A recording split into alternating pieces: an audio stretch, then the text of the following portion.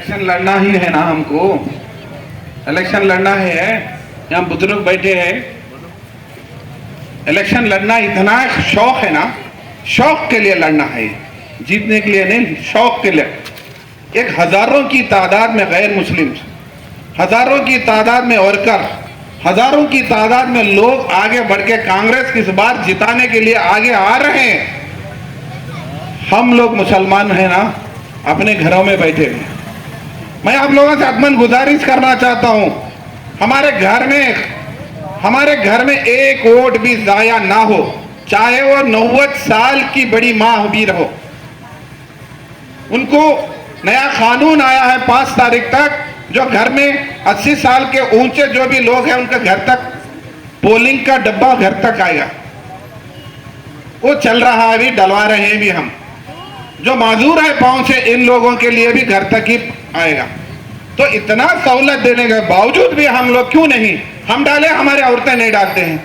और लापरवाही है, ये लापरवाही का नतीजा हम भुगत रहे हैं। हमारे जिसके घर जलेगा, जिसका घर टूटेगा, जिसकी औलाद मरेगी, जाके उनसे पूछो, ये जालिमों से, ये जालिम इनके ऊपर कितना, ये जालिम कितना जुल्म ढाए, उनसे पूछो, उनसे इनकी दिल की पूछो। हम लोग यहां बैठे ना, हमको कुछ नहीं मालूम, हमारा कोई शर्ट तक भी नहीं फटा। महसूस करो उन तकलीफ। मैं यही कहना चाहता हूं, यहाँ के जो हमारे साहब थे, इंडिपेंडेंट साहब हमारे यहाँ के, क्यों डाले थे बोल के मैं पूछना चाहता हूं। आप डाले ना, ठीक है, आप डालो, ठीक है। एक घर से कितने लोग डालते हैं? एक घर से कितने डालते भाई? कितने डाले आप? क्यों? दोनों को वोट देना, दोनों को वोट देना शर्म की बात है, शर्म की बात है। किसको दे वोट? बीवी की दे, शौहर को दे? वोट किसको दे, बीवी को या शौहर को? अगर तुम लड़ना है तो तुम्हारी बीवी को क्यों? कहीं कर्नाटक में कहीं है एक ही कॉन्स्टिट्यूंसी से दो मियां बीवी लड़े तो कहीं है? शर्म की बात है, लानत है ऐसे लोगों पे। मैं कहना चाहता हूं, ऐसे ये लोग मिले हुए, सबूत के साथ बता रहा हूं, जब ये लोग, ये बच्चे शिवराज पटेल के साथ थे, अपने मुसलमान बच्चे, आज कहां हैं? कहां है? क्यों? मेरे को वोट नहीं डालते मुसलमान, तुम वहां जाओ, वहां जाओ, मुसलमान को डालो बोल के वोटों को दो। मुसलमान बोल के कहते हैं, हम सब एक हो गए, एक को दो, हम सब करते हैं। देने के बाद बिगड़ बदल जाते हैं। क्यों बदले भाई? क्यों बदले? यही महल्ले के लोग, यही महल्ले के लोग इंडिपेंडेंट क्यों डाले? क्या जरूरत थी? सब मिलके हाथ मजबूत करना था। जैसा भी था वो कैंडिडेट, जैसा भी था उसके साथ हम हाथ मिला के उसको जिताना हमारा काम था। क्यों क्यों नहीं डाले? तो कहीं सुन रहा था मैं, कहीं इंटरव्यू में, मैं बराबर से कैंडिडेट नहीं है, वो बराबर से कैंडिडेट नहीं है, बराबर कैंडिडेट रहता तो मैं वापस लेता था। तो हम क्या गधे थे? हम गधे थे क्या? वो अल्लाह के फजल से हम लोग किस में फिट नहीं है बताइए आप? पैसों में फिट नहीं है, इंसान की सेहत में फिट नहीं है, सियासत में फिट नहीं है। अरे नालायक, जो काम तू कर रहा हुआ हम नहीं कर सकते थे क्या? नहीं कर सकते थे? मेरे घर बार बार कुमार स्वामी फोन करा, सीएम इब्राहिम फोन करा, नहीं नहीं नहीं। अगर वो काम लेता तो मैं वो पार्टी का लेकर नहीं ठहरता था। कल के दिन मेरे को बोलते थे इसको टिकट नहीं मिलने से ये मुनाफिकाना काम करा बशीर बोल, नहीं लेने की वजह से कल स्टेडियम में आको मेरे को अनाप शनाप बोल के गया वो कमीना इब्राहिम, सीएम इब्राहिम। मैं नहीं आने की वजह से, उन्हें बुलाने के बाद मैं नहीं आने की वजह से मेरे को अनाप शनाप बोला। मैं किसी ना वक्त उसका जवाब दूंगा। तू क्यों गया? तू किसी कौम के लिए नहीं गया, तू तेरी मुफाद के लिए गया जेडीएस में। तू जब पार्टी छोड़ के जा रहा था, कहीं एक लफ्ज नहीं बोला कि मेरे कौम को नुकसान हुआ इसलिए मैं पार्टी नहीं छोड़ा। भाई कि यार मेरे को हाउस में अपोजिशन लीडर का ओहदा ना देने की वजह से वो छोड़ के चलेगा, ये मुफाद परस्त है। तो बोलता कौम का हमदर्द, मेरे का अनाप शनाप बोला, बाद में मेरे को मालूम है, देख तो इंशाल्लाह उसका जवाब मैं बराबर दूंगा इंशाल्लाह, वो कितना बड़ा भी हो।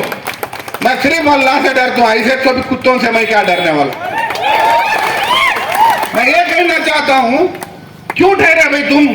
मैं नहीं ठहर सकता था, वो पार्टी के लिए नहीं ठहर सकता था, इंडिपेंडेंट नहीं लड़ सकता था, मैं क्यों?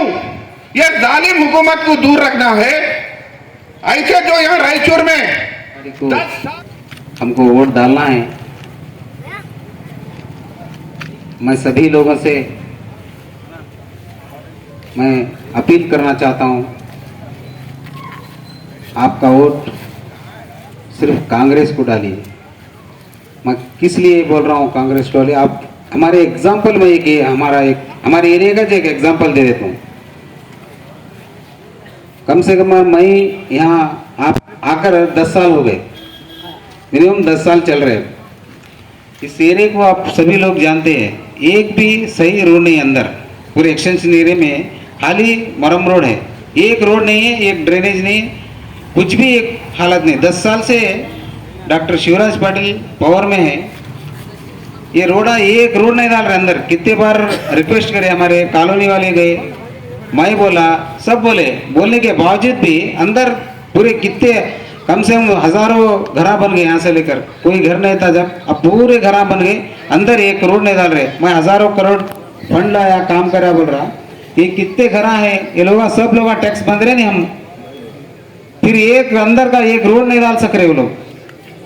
इसलिए डॉक्टर शिवराज पाटिल साहब 10 साल जो आप हुकूमत करें यहाँ रायचूर शहर के अंदर, तहस नहस कर दिए रायचूर को आप लोग। खाली करप्शन में आपका 10 साल गुजर गया। अब लोग रायचूर शहर के लोग बदलाव चाह रहे हैं।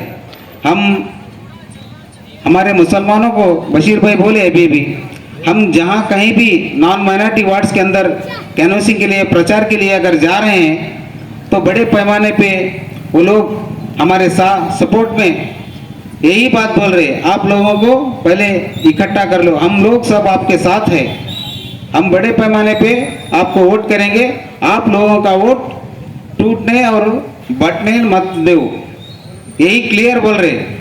हम बोल रहे नहीं, हमारे वोट कहीं किसी भी हालत में इस बार नहीं बटेंगे, आप बेफिक्र रहे, हिम्मत दे रहे बशीर भाई, हम लोग कुछ भी नहीं।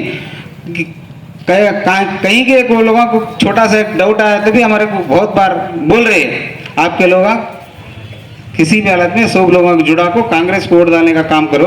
हम सब मिलकर हर वार्ड में 35 वार्ड में, कहाँ नॉन माइनॉरिटी वार्ड में है, सभी लोग अच्छा खासा सपोर्ट मिल रहा है हमको, सब लोग वोट डालने के तैयार रेडी है। इसीलिए मैं आप सभी से गुजारिश करता हूं, आप लोग मैं 10 तारीख को घर में, रिश्तेदारों में, दोस्तों में सभी लोग 100% हमारे घर में एक वोट भी नहीं बचे सरकार, सभी लोग जाकर कांग्रेस को वोट डालिए। हमारे कैंडिडेट शालम भाई और तमाम यहाँ है सो मेरे बहन और बहन, आप सबको इनके बारे में सलाम। और बशीर भाई बहुत सारे बातों से बोल दिए, वक्त का बहुत कम है, 9 बजे तक टाइम है। मैं एक ही बोलना चाह रहा हूँ, 10 साल दे के एक बार चढ़ लेकर 10 बार दे के एक MLA को, एक पढ़ा लिखा आदमी शिवराज पाटिल साहब कुछ भी काम नहीं कर रहा, पढ़े लिखे चूज करना को क्या नहीं। हमारे शाला में कॉन्ट्रैक्ट है, बहुत सारे तजुर्बा है उनको, उनसे काम लेंगे, मेहरबानी करके ज़्यादा से ज़्यादा वोट करने के लिए कोशिश करो। इंशाल्लाह 10 तारीख के दिन शाम में जो उसी दिन रिजल्ट आता, 13 तारीख तक ताकने का भी जरूरत नहीं बोलूँ। अब हमारे शिवराज पाटिल साहब दिलचस्पी नहीं होते, हर आदमी को एक छोटा सा भी पत्थर उठाना बोले तो भी उसे दिलचस्पी रहना, दिलचस्पी नहीं तो पूरा है। हमारे MLA कैसे है बोले तो एक छोटा सा इससे बोल सकते हैं, अकबर के जमाने में पूरे आंगचोर अज्ञात थे, कामचोर आंगचोर अज्ञात थे।